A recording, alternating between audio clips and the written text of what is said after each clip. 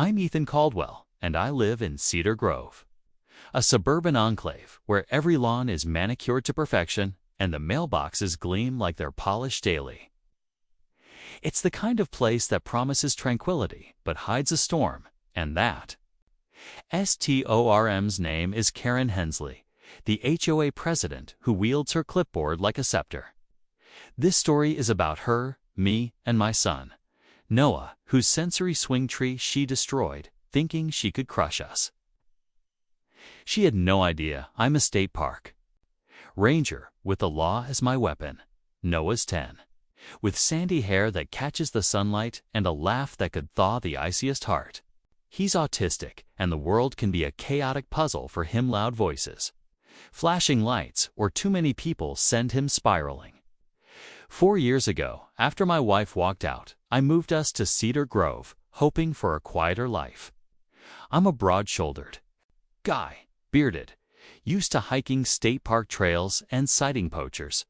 But here, I'm just Noah's dad. I keep my ranger job under wraps, wanting only a safe haven for Noah.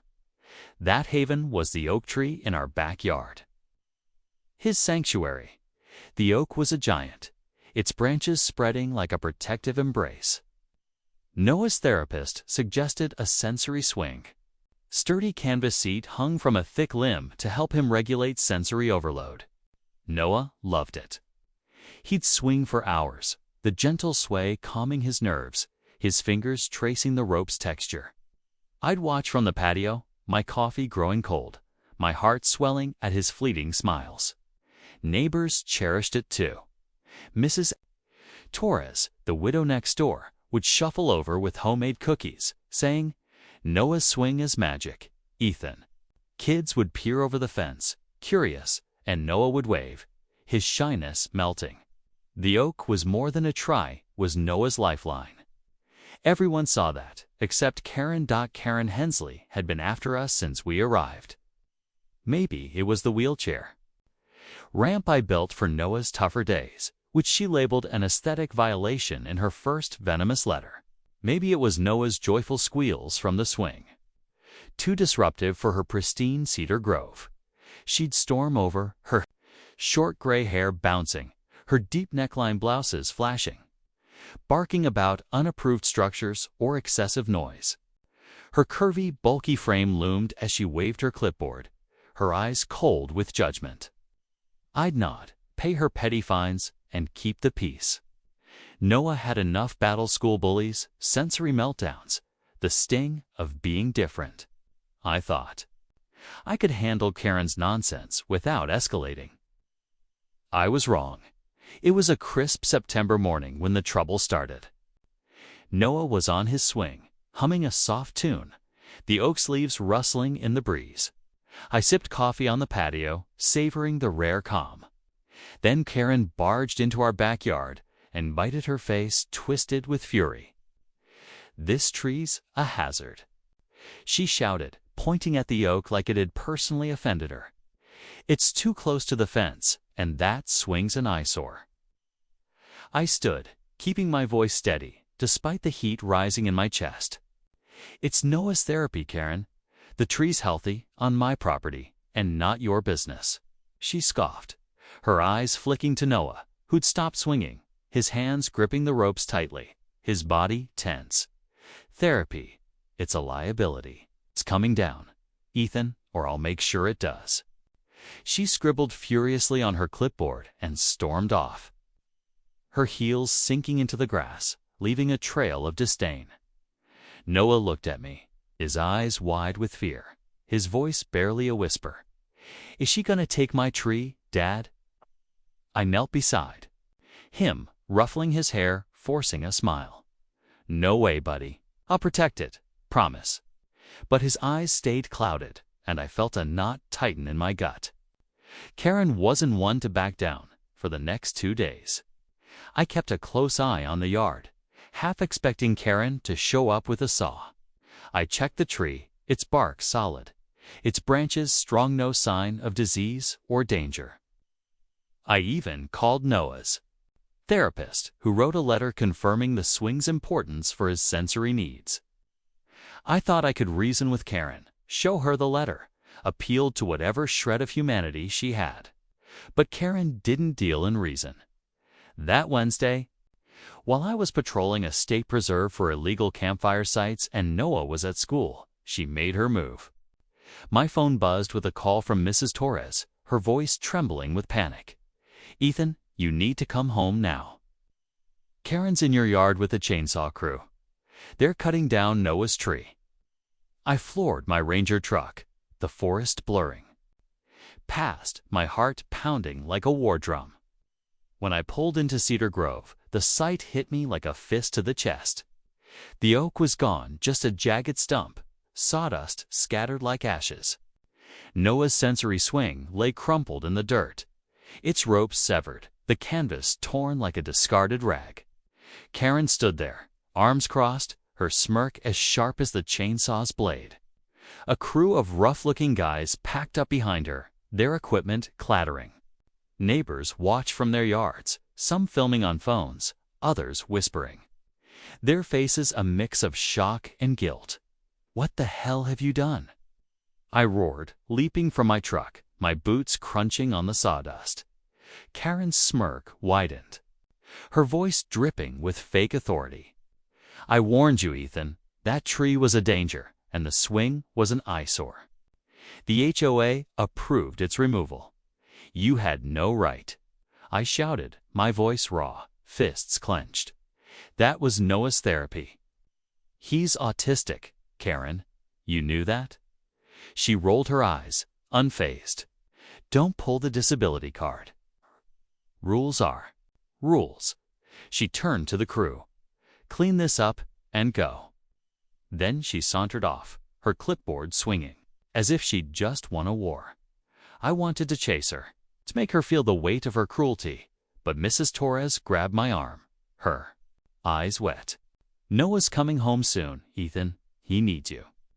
I looked at the stump, the ruined swing, and felt my chest tighten. Noah's bus was due in an hour, and I'd have to break his heart. I tried to salvage something gathering the swing's ropes, brushing sawdust from the canvas, but it was useless. The oak was gone, and with it, Noah's safe place. Mrs. Torres stayed, her hands clasped, muttering prayers in Spanish. A few neighbors approached, offering awkward apologies. "We didn't know she'd go this far," said Mr. Hayes, a carpenter across the street, but their words felt hollow. They'd let Karen rule too long. When Noah's school bus pulled up, I braced myself. He stepped off, his backpack bouncing, his eyes scanning the yard. Then he saw the stump. He froze, his face crumpling. "My tree," he whispered, dropping his bag. He ran to the stump, collapsing beside it, his hands digging into the sawdust. "Why, Dad? Why?" He sobbed, rocking back and forth, a meltdown swallowing him whole. I knelt, pulling him close, but he pushed away, his cries piercing the air.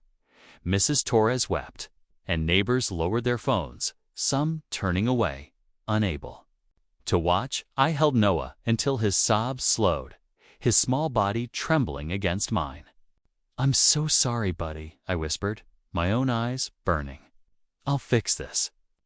But as I carried him inside, his wheelchair left behind for now, I knew fixing this wouldn't be easy. Karen had stolen something sacred, and my promise too. Noah felt like a vow I had to keep. That night, Noah cried himself to sleep, clutching a piece of the swing's rope. I sat at the kitchen table, the stump a dark shadow through the window. Karen thought she'd won, but she didn't know who I was. As a state park ranger, I protect natural resources trees like that oak, a heritage species over 50 years old, safeguarded by state law. Cutting it without a permit was a felony. Karen hadn't just hurt Noah, she'd broken the law, and I was going to bury her with it. The next morning, I went to work with a fire in my chest. I pulled the oak's records from my ranger database, registered as a protected heritage tree, its removal requiring state approval Karen never sought. I dug into HOA bylaws. She'd acted without a board vote, violating her own rules. I called my colleague at the State Forestry Department. He confirmed the chainsaw crew lacked licenses for heritage tree removal, another strike.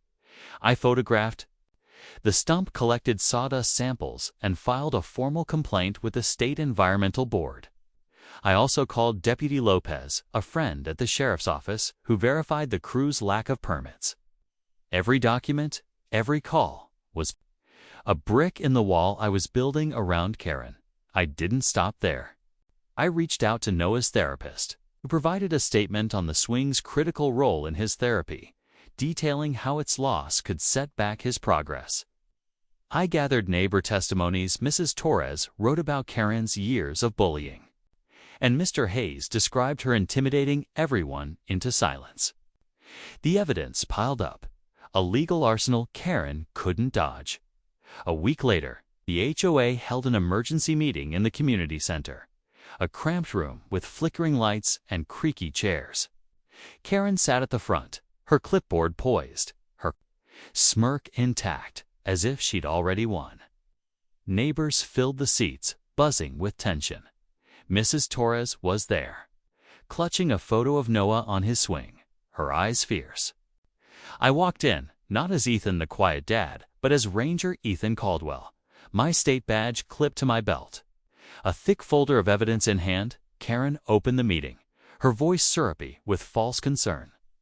Let's address the Maple Lane tree removal. It was a safety hazard, and I acted in the HOA's best interest. I stood, my voice cutting through the room like a blade. You destroyed my son's therapy tree, Karen. Noah's autistic. That swing was his lifeline, and you tore it apart without a shred of compassion. The room went silent. Karen's smirk twitched, but she held her ground. It was a hazard, Ethan. Don't make this personal. It's very personal, I said, stepping forward, handing the board my folder. That oak was a protected heritage tree, over 50 years old.